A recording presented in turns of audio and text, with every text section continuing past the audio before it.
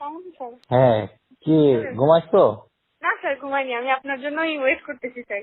আচ্ছা, তাহলে বলো। তারপরে বাসায় আসতে অবশ্য আমি বাইরে ছিলাম। স্যার খেয়েছেন স্যার? হুম। স্যার কথা তো বলবো স্যার, ভয় লাগতেছে কথা বলতে।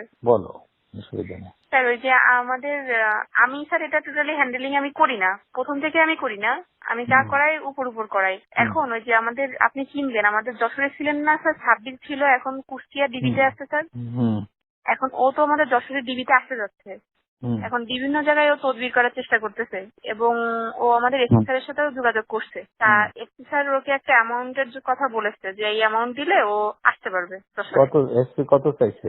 এসপি নাকি বলছে 30-এর কথা। হ্যাঁ, যে ওরে 30। এসপি রে 30 দিতে হবে। হ্যাঁ, এসপি টা 30 দিতে হবে। তা ও বলেছে কি যে স্যার আমার যদি 30 থাকতো তাহলে তো আমি এখন মানে সিঙ্গাপুর থাকতাম, এই কথা বলছে সাব্বির।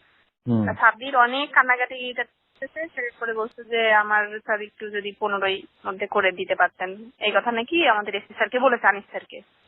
স্যার ও এটা সাব্বির ভালো হবে না। সাব্বির আমি চিনি, ও আমার কাছে ছিল খুব। না, সাব্বির এটা কিন্তু উনাই ডাইরেক্টলি কিন্তু এসপি স্যারের সাথে কথা বলেনি, এটা হ্যাঁ একজনের মাধ্যম দিয়ে বলানো হয়েছে। সে আবার আমার চাচা হয়, বুঝছেন। তার সাথে আবার হ্যাঁ। আমাদের আনিস স্যারের সম্পর্ক ভালো। তা সে বলছে কি যে ভাই আপনি তাহলে একটু যদি আনিস স্যারের সাথে কথা বলে দেখেন যে আমার যদি আনতে পারে তাহলে কেমন কি হয়। তা তখন সে না বলছে ঠিক যে আছে, সাব্বির ও ও ডাইরেক্টলি এখনো কথা বলেনি। এটা ডাইরেক্টলিও অসুবিধা, আর ও আনিসকেও পারবে না। ও আনিস থাকতে আসতে চায় না, আর আনিসকে পারবে না। আনিসকে 30 লাখ টাকা দিলে ও কোথা থেকে কি করবে?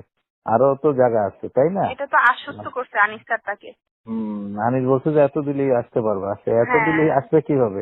এটা ডিআইজি না, ডিআইজি পোস্টিং না দিলে তো আসতে পারবে না। হ্যাঁ। এখন তারপরে আমি তো চাচারে বলছি যে আমি মনির হুম। স্যারের কথা তো স্যার আপনাকে বলছি যে উনারটাই রাখবো, আপনাকে আমি কোথাও আমি ছোট হইতে দিব না। একই কথা, এসপি যদি 30 নেয়, ডিআইজি নেবে কত? না, এটা ডিআইজি তো তো তার বক্তব্য। এখন ও তো 30-এ রাজি হচ্ছে না, ও বলছে যে আমি যদি ওই ওর হতো। ও ইনফ্যাক্ট ওরে না দেওয়া ভালো। ওরে কারণ ও মানুষের পর্যায়ে পড়ে না, ও খুব দুষ্টু লোক। ও ওই এটা জায়গায় বসে আমিও জানি। ভালো কামাই করতেছে, ভাগ দেওয়া লাগতেছে না, ও দিয়ে ওর ভালো। এখানে এসে ও এসপিরেও জানাবে না কিছু, পয়সা দিয়ে গেলে ডিআইজিরও জানাবে না, অতএব ও দুষ্টুমি করবে। ও ও আচ্ছা। জায়গায় যাওয়ার লোক আছে।